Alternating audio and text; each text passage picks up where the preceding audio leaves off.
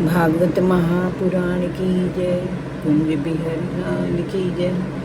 राधा रानी की जय। भगवान श्री कृष्ण के सभी भक्तों को राधे राधे। जय श्री कृष्ण। आज मैं आपको सुनाऊंगी भागवत महापुराण चतुर्थ स्कंद में 24वां अध्याय पृथु की वंश परंपरा और प्रचेताओं को भगवान रुद्र का उपदेश।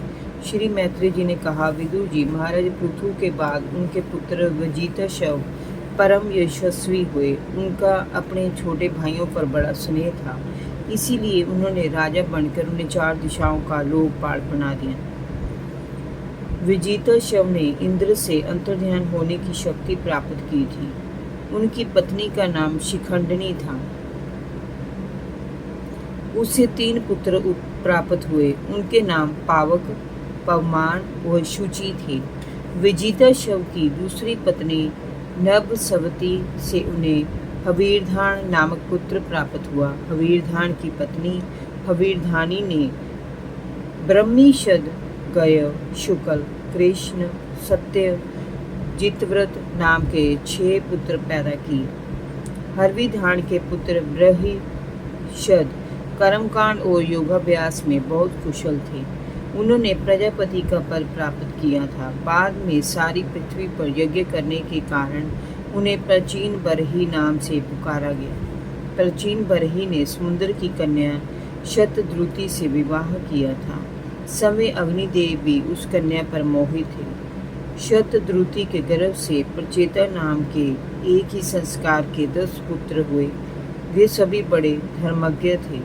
श्री हरि के वे परम भक्त थे। संतान प्राप्ति की इच्छा से जब वे समुद्र में तप करने जा रहे थे, तब मार्ग में श्री महादेव जी ने उन्हें दर्शन दिए थे। श्री महादेव जी ने उन्हें जो उपदेश दिया था, वे उसी का जप और पूजन करते थे।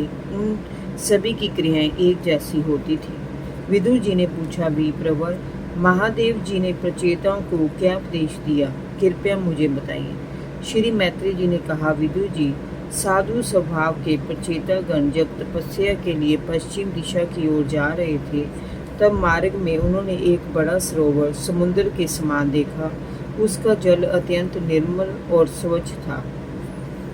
उसमें नील कमल खिले हुए थे। रंग बिरंगे पक्षी वहां चहचहा रहे थे। चारों ओर सुंदर सुंदर वृक्षों की पंक्तियां वहां लगी थी और सुंदर लताएं उन पर लहरा रही थी। वहां खिले पुष्पों पर भौरे गुंजार कर रहे थे। तभी उन्होंने भगवान महादेव को अपने अनुचरों के साथ सरोवर से बाहर आते हुए देखा। सहसा उनके दर्शन पाकर प्रचेताओं को बड़ा आश्चर्य हुआ। उन्होंने तत्काल शंकर जी के चरणों में प्रणाम किया। महादेव जी ने उन राजकुमारों से कहा, तुम लोग राजा प्राचीन भरी के पुत्र हो, तुम्हारा कल्याण हो। जो पुरुष भगवान वासुदेव की शरण लेता है, मैं उस पर बड़ा प्रसन्न होता हूँ। तुम्हारे मन की बात मुझे मालूम है, इसीलिए मैं यहाँ आया हूँ। भगवान महादेव ने मुस्कुराकर उनकी ओर देखा। देखो, जो व्यक्ति वर्णाश्रम धर्म का पालन करते हुए वासुदेव की भक्ति करता है, उसे 100 जन्मों के बाद ब्रह्मा का पद प्राप्त होता है और इससे भी अधिक पुण्य होने पर वह मुझे प्राप्त होता है। किंतु जो श्री हरि के अनन्य भक्त हैं, वे मृत्यु के उपरांत सीधे वैकुंठ लोक को प्राप्त करते हैं। मैं तुम्हें एक अत्यंत मंगलकारी और पवित्र स्तोत्र सुनाता हूँ। इसका तुम शुद्ध भाव से जप करना। उन्होंने उन राजपुत्रों को स्तोत्र सुनाया, जिसे उन्होंने कंठस्थ कर लिया। फिर से राजपुत्र रुद्र भगवान की स्तुति करने लगे।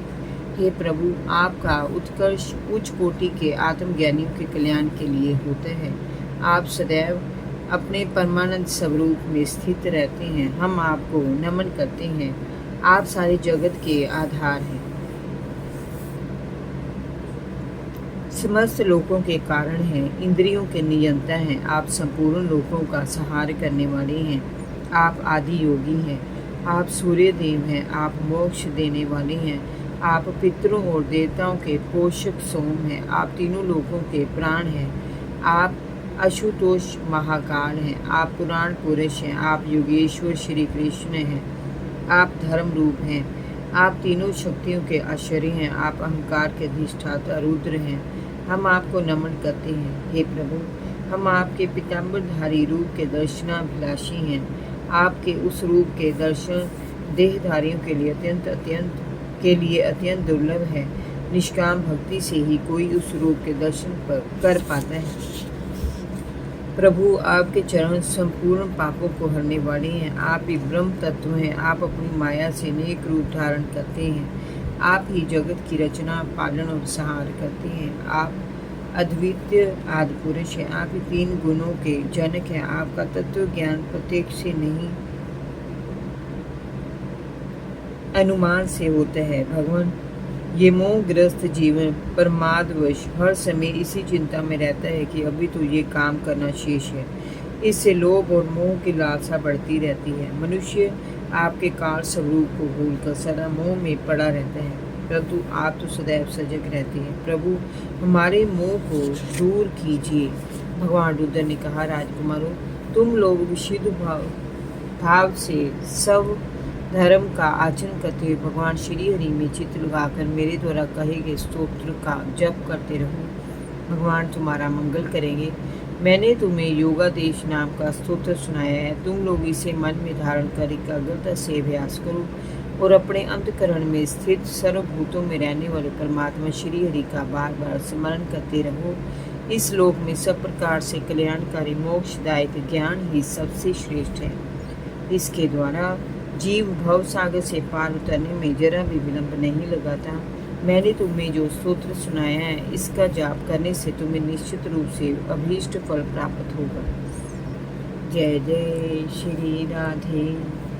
भागवत महापुराण की जय। भगवान श्री कृष्ण के सभी भक्तों को राधे राधे। जय श्री कृष्ण।